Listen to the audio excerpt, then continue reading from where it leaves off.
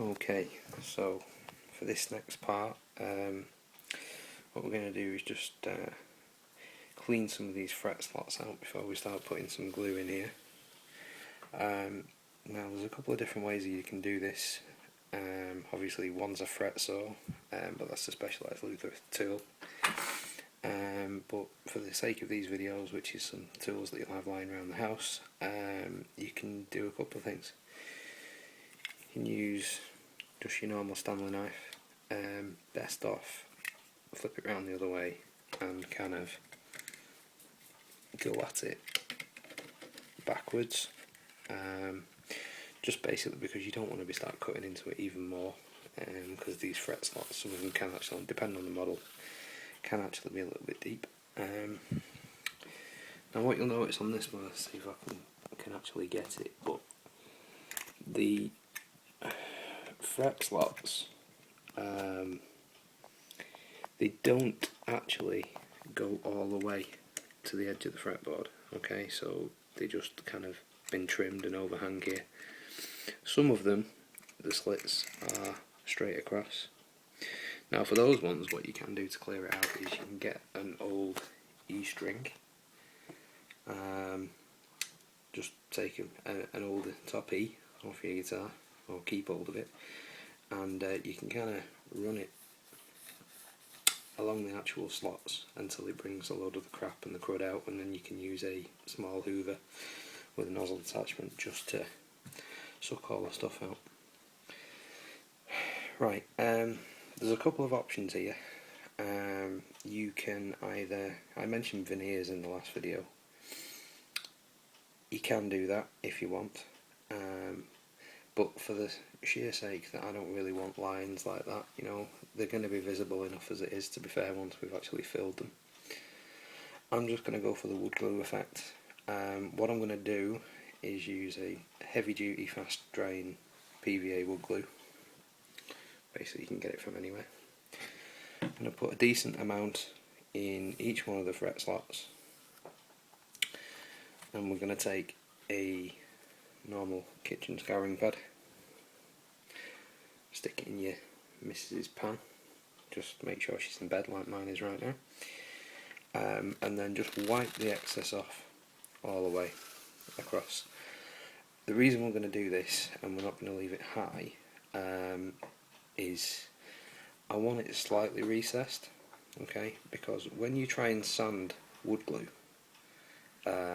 it dries slightly soft for a while, and because I want to be able to do it quite quickly and to try and stabilise, I don't know if you can see it, there's a chip there and there's a few down the edges here.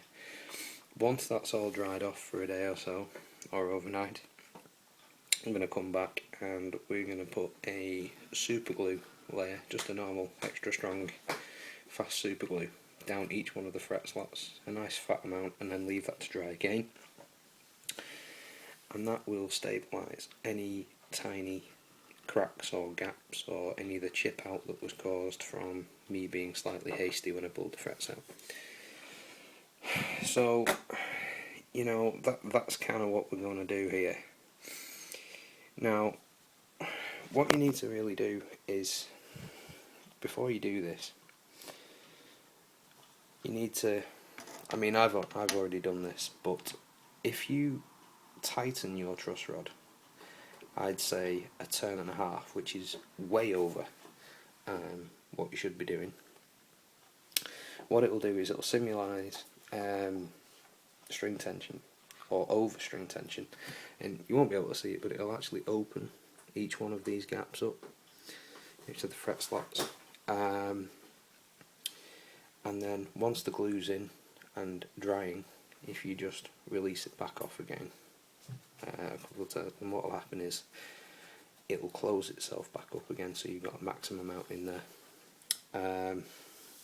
Then what I might do is do exactly the same thing again tomorrow, or when I put the super glue in, just in case there's any holes or gaps or anything like that. Now, a few people have asked me, you know, do you have to fill these in? Well, the answer is kind of yeah. The reason for that is They don't look much, but they're about a mil, slightly over a millimetre, you know, and if you add those up, you know, that's 20 mil, you know, that's 2 centimetres, you know, and they do, you know, they do have a structural integrity part of the neck itself. And like I said, through moving, you know, because obviously your neck with strings on it goes like this, then your truss rod pulls it like this, and as you tune it, it does this, and all sorts. But anyway, you all know this anyway, that's why you're thinking of doing this. So yeah, I mean, not so much on a maple neck, because it's a one-piece maple neck, but because this is a rosewood neck, and it's got a separate fingerboard, you know, you don't want anything happening to that, because that's basically only, you know, laminated on top of that, you know, 2 pieces of wood, then laminated, so really you want to give it as much structural integrity as you can. I'm off topic slightly. Now, I didn't do this properly, I'm just kind of going to show you this. I mean, you can use veneers if you want, or very, very thin slices of wood. I mean, it takes a long time, that's why another reason why I'm not doing it. You know, veneer comes in a lot of different sizes, and you can slide it in there, super glue it in there, you can go with the rosewood, put them in, push them down, I use either super glue or the PVA glue depending on what you want to actually do. Once they're all dry, if you've left them small enough, then you can just use a piece of sandpaper over the top, making sure that you don't screw up the contour of the neck, and it should take it down to that level and leave you with some perfect nice stripes. You can go the wood filler route, you can make your own wood filler using PVA glue and just sawdust. I'm just going to use the PVA because it's very strong stuff, it goes rock hard anyway, and by the time the super glue's over the top of it and it's all sanded, all it's going to leave me is some nice perfect black stripes all the way down, which is all I want. So, let's get on with filling some of these, shall we? Going to go for the 12th, eh? Okay. So a nice amount. It doesn't actually matter if you're over the top with it, just as long as you're squeezing it and it's getting right in those gaps. You want it all the way down, you want to replace that integrity that those frets were making.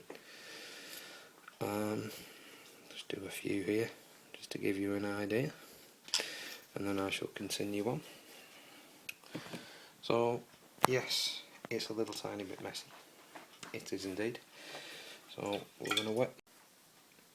Okay, so welcome back. So, had a slight epic fail before with the camera, namely because I forgot to charge it up. Now what I was about to do, I've done some of it, but that's cheating, you can't see that yet. So what we're going to do, we're going to wet the sponge. Not too much, you don't want it soaking, that's one thing you don't want to do, because you don't want your fretboard bubbling up. And we're just going to wipe away. Get rid of that, you don't want to saturate it with PVA into your wood.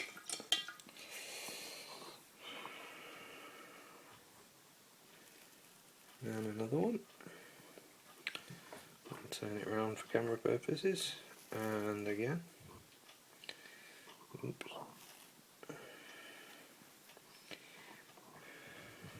Wipe it again. Get rid of all that excess, get rid of as much water as you can. And last few.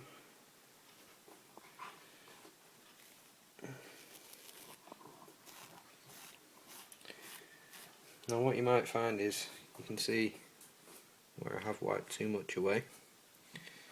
So it's no big issue. We will go back in. And there's another one there. Let's see if we can spot any more. I don't think there are any more. Okay. We're pretty good. Now, liberally wipe that away. Oh, look at that. It's like the miracles of television.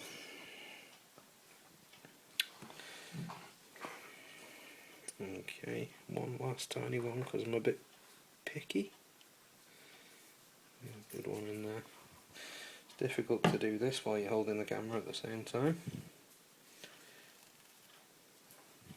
It's being troublesome, that one, isn't it? Okay, so you get the basic idea. What you're basically attempting to do is you want to fill that slot up completely, because this will go rack hard, you've just got to leave it, and unfortunately it's one of those things where it's a bit of patience. And I've just spotted another one. God, I'm picky. Massively picky today, considering it's like 11 o'clock at night or something. Okay, anyway, so you get the idea. I'm going to do some fettling and some fine tuning on this anyway. Like I said, basically what's going to happen is you are filling as much as you can. Now these gaps and everything, it doesn't particularly matter. What it might take is 2 or 3 different times of doing it. You know, it's best to do a couple of thin layers as opposed to one really big thick layer. With the sponge, all you're doing, yes, you are wiping the excess off, but you're actually pushing it down. You see the frets? These frets were put in probably actually before the neck was radiused. And for those of you which don't know what a radius is, it's this bit. Yeah, some fretboards are flat, some are curved. Anyway, you know that. So basically what happens is the middle tends to be a lot thicker, and it kind of tapers off towards the edge. So what you're actually trying to do with this is you're trying to push as much in as you possibly can. What you might find when it all dries, you know, depending on what you want to do, if you're going to go the wood filler route, then that's fine, that's up to you. If you want to go the veneers route, equally, you know, it takes a little bit more time, but horses for courses, it's up to you what you want to do. Obviously, if you've got a lighter coloured veneer, or you know, lighter coloured wood filler, or something along those lines, it's going to be easier to see where you can play if you're not used to using a fretless guitar. I might say this works on a bass as well, or a fretless bass. The good part about this is you are going to have a faint line, no matter what you do, and also because it's set up with the fret markers front and side, you know, that's good. You're going to be able to see that as well. So what I'm going to do, I'm going to sign off now, fettle these little tiny bits that people see, and next time you see me I am going to be putting the super glue in, and then we'll try and get that to dry, and then I'm going to show you how to sand the fretboard without taking your radius off, without using any luthier tools such as a radius block or anything like that. So, catch you on the flip side. Bye.